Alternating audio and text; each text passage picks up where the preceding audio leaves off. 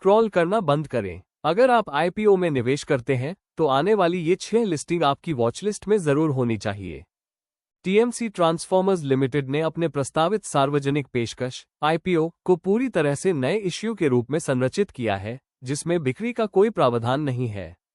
Company एक एकीकृत design आधारित ट्रांसफॉर्मर निर्माता के रूप में काम करती है, जिसकी क्षमताएं विभिन्न प्रकार के ट्रांसफॉर्मरों और वोल्टेज श्रेणियों तक फैली हुई है। आईपीओ से जुटाई गई पूंजी का उपयोग एक नए greenfield extra high voltage transformer निर्माण संयंत्र के लिए पूंजीगत व्यय, कार्यशील पूंजी की बढ़ती जरूरतों के आंशिक वित्तपोषण और सामान्य कॉर्पोरेट खर्चों को पूरा करने के लिए किया जाएगा। प्रज्ञावान टेक्नोलॉजीज के ड्राफ्ट पेपर्स में एक पब्लिक ऑफर की रूपरेखा दी गई है, जिसमें 400 करोड़ रुपये के नए शेयर जारी किए जाएंगे और साथ ही कंपनी के प्रमोटर पुनीत जैन और शेफाली जैन द्वारा 1 करोड़ 50 लाख शेयरों की बड़ी मात्रा में ऑफर फॉर सेल भी शामिल होगा। ये कंपनी स्किल डेवलपमेंट और ट्रेनिंग से जुड़े प्रोडक्ट्स की सप्लाई, अलग अलग तरह के यूटिलिटी सॉल्यूशंस देने और ऑपरेशंस व मेंटेनेंस सर्विसेज को मैनेज करने के काम में सक्रिय रूप से शामिल है। नए शेयर जारी करने से मिलने वाली रकम का इस्तेमाल कंपनी की वर्किंग कैपिटल की जरूरतों को पूरा करने और सामान्य कॉर्पोरेट रणनीतियों के लिए किया जाएगा।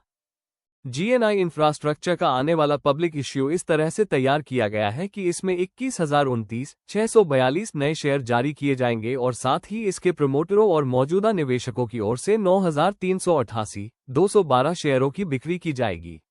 कंपनी मुख्य रूप से बड़े पैमाने पर सड़क इंफ्रास्ट्रक्चर का काम करती है और इंजीनियरिंग, प्रोक्योरमेंट और कंस्ट्रक्शन के आधार पर तथा आइटम रेट कॉन्ट्रैक्ट के तहत प्रोजेक्ट पूरे करती है।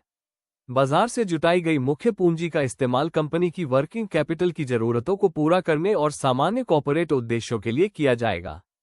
रेनफ्रा एनर्जी इंडिया के प्रस्तावित आईपीओ में 430 करोड़ रुपये के नए शेयर जारी किए जाएंगे और साथ ही 4,794,800 इक्विटी शेयरों की बिक्री ऑफर फॉर सेल भी होगी। कंपनी 50 करोड़ रुपये का प्री आईपीओ प्लेसमेंट भी कर सकती है, जिससे नए शेयरों के इश्यू का साइज उसी हिसाब से कम हो जाएगा। 2017 में बनी और तमिलनाडु में हेडक्वार्टर वाली यह कंपनी टर्नकी इंजीनियरिंग, प्रोक्योरमेंट और कंस्ट्रक्शन और रिन्यूएबल प्रोजेक्ट्स को पूरा करने के सेक्टर में काम करती है। ये तमिलनाडु और पुडुचेरी में यूटिलिटी स्केल, कमर्शियल और इंडस्ट्रियल क्लाइंट्स को सेवाएं देती है। आईपीओ से मिलने वाली नेट रकम का इस्तेमाल 160 करोड़ रुपये के नॉन कन्वर्टेबल डिबेंचर को चुकाने, 70 करोड़ रुपये की वर्किंग कैपिटल की जरूरतों को पूरा करने और सामान्य कॉर्पोरेट कामों के लिए किया जाएगा। फंक्शनल और इनोवेटिव फूड्स ने आईपीओ के जरिए पैसे जुटाने के लिए शुरुआती कागजात जमा किए हैं। इस आईपीओ में 60 लाख इक्विटी शेयरों का नया इश्यू और प्रमोटर सेंथिल कुमार चिन्नुसामी के 25 लाख शेयरों की बिक्री शामिल है। एक integrated food contract manufacturing company के तौर पर काम करते हुए ये कंपनी क्वालिटी और फूड सेफ्टी पर खास ध्यान देते हुए उभरते हुए ब्रांड से लेकर मल्टीनेशनल एफएमसीजी कंपनियों तक सभी तरह के बिजनेस को कई तरह के प्रोडक्ट्स उपलब्ध कराती है। इससे मिलने वाले फंड का इस्तेमाल मैन्युफैक्चरिंग ऑपरेशंस को बढ़ाने और कंपनी की सामान्य जरूरतों को पूरा करने में किया जाएगा।